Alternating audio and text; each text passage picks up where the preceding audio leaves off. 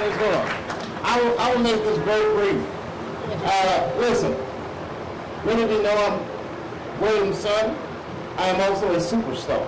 I was cable's hottest star in 2004, and whatever. My dad, around the time he died, I'm pretty sure he didn't like my act. He actually told me, so I don't like your act.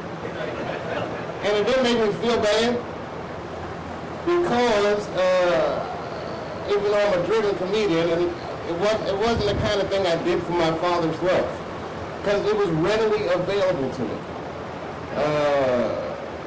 And it gave me a lot of strength to go through a lot of very confusing and difficult times. My dad used to say that his mind was his own.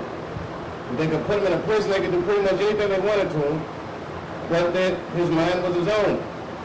That anything that you read about him on paper was almost insignificant relative to what his inner life consisted of.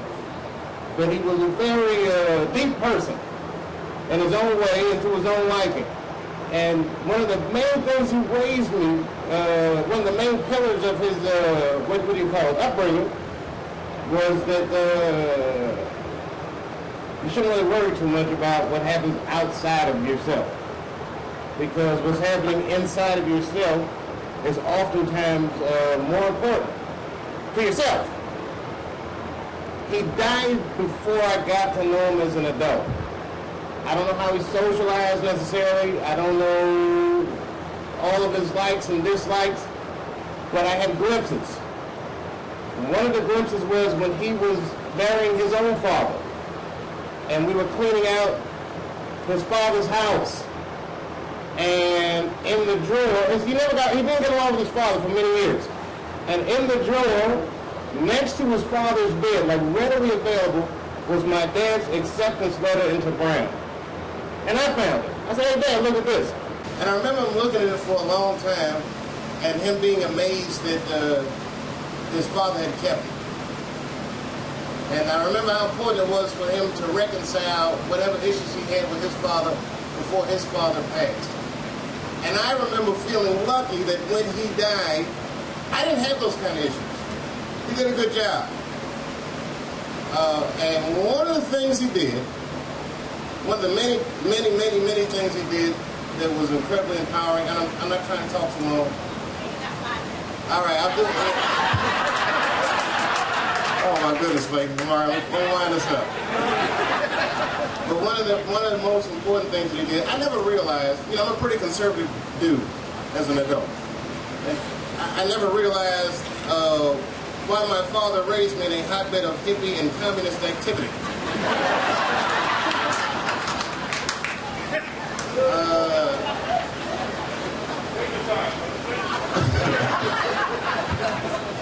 What it was that he found here,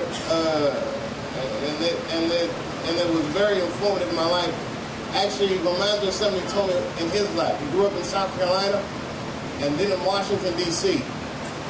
And you guys were talking about how difficult it was for black people to break barriers, and I know his time at Brown was traumatic for him. Whatever happened, it wasn't like Brown was a place where there's a lot of black dudes. And whatever happened was traumatic. When he was living in the South, he would tell me stories that had a duality to him. His grandfather was rich.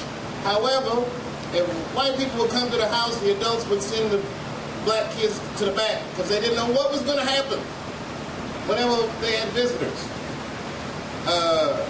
And in contrast to that, I've never had that relationship with a white person. As a matter of fact, many whites fear me.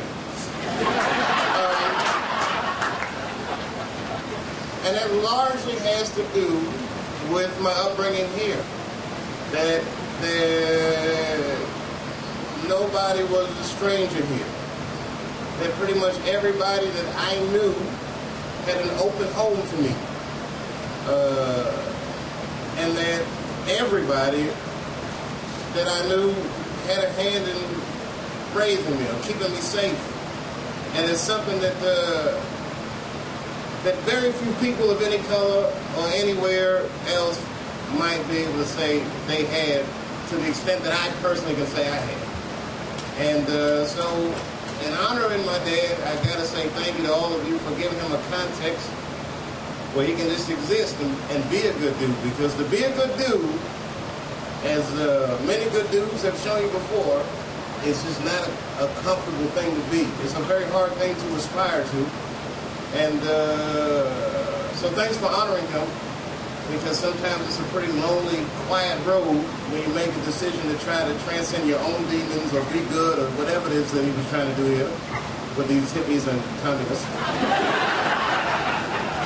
But the fact that you guys are honoring my father, it says a lot about the school, which I never was a student at, but it was definitely a setting in my life.